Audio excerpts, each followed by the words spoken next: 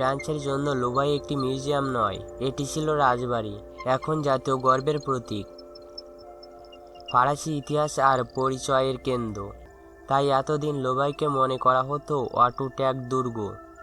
Scanner, camera, রক্ষী সব মিলিয়ে পৃথিবীর সবথেকে নিরাপত্তা জায়গাগুলোর একটি। কিন্তু শান্ত রবিবার সকাল, অক্টোবর 19, মাত্র 7 মিনিটে ভেঙে গেল সেই ধারণা। সিনেমা ওয়েশন 11 মতো একদল চোর গ্যালারির দ্বিতীয় তলায় জানালা দিয়ে ঢুকে 2টি অত্যন্ত দামি স্কাউন জুয়েলার্স কেস খালি করে দেয়। দুপুরের আগেই প্যারিসের রাস্তা বন্ধ, প্রতিটি স্ক্রিনে একই সংবাদ, লুভাই দিনের আলোতে ডাকাতি, ফরাসি জাতির গর্বের উপর আঘাত। এই লুভাই কিন্তু আগে কখনো অক্ষত ছিল না। 1911 সালে মোনালিসা চুরির পর নিরাপত্তা বহুগুণে বাড়ানো হয়। তালাবদ্ধ দরজা, লুকানো ক্যামেরা, ভাইব্রেশন সেন্সর, গার্ডের নির্দিষ্ট রুট, পুরো মিউজিয়াম ঘড়ির কাঁটার মতো চলত। তারপরেও ঘটল অবিশ্বাস্য ঘটনা।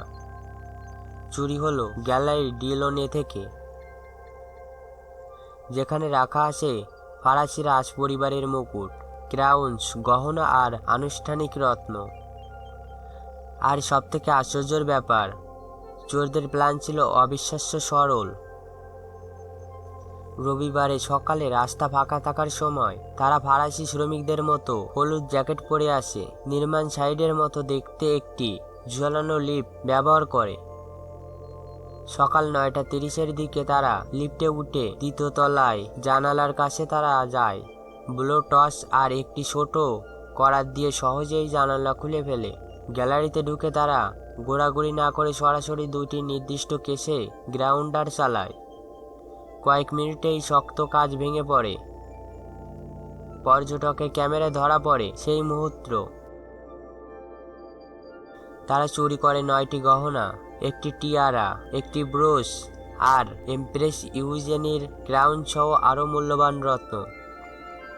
অ্যালার্ম বেজে ওঠে, কিন্তু তখন দেরি হয়ে গেছে। সিকিউরিটি রুম লকডাউন করে মিউজিয়াম খালি করে আর চোরেরা জানালা দিয়ে বেরিয়ে যায়।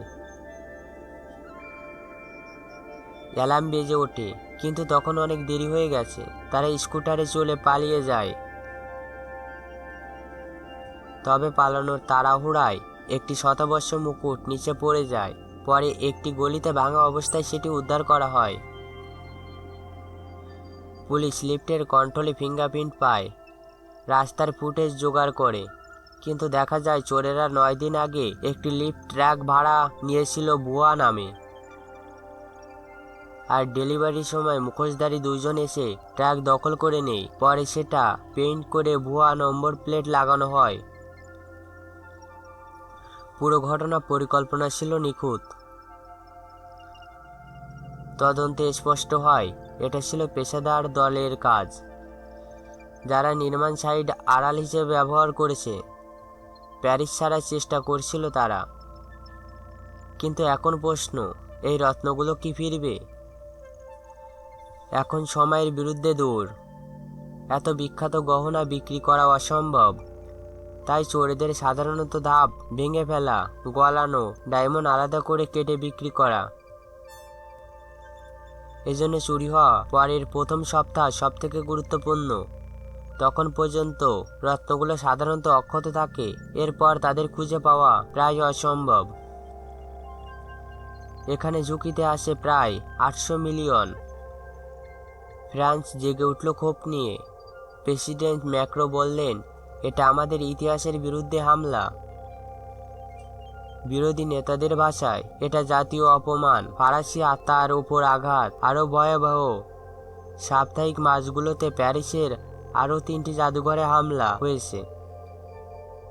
ফলে কর্তৃপক্ষের ওপর চাপ এখন সর্বোচ্চ, চোরদের ধরে রত্ন উদ্ধার করা আর জাতীয় গর্ব ফিরিয়ে আনা।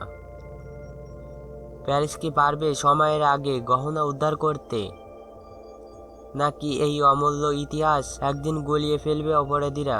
উত্তর দেবে সময়। আর চ্যানেলটা সাবস্ক্রাইব করে রাখো, কারণ পরের পার্ট আসছে আরও একটি অবিশ্বাস্য সত্য নিয়ে।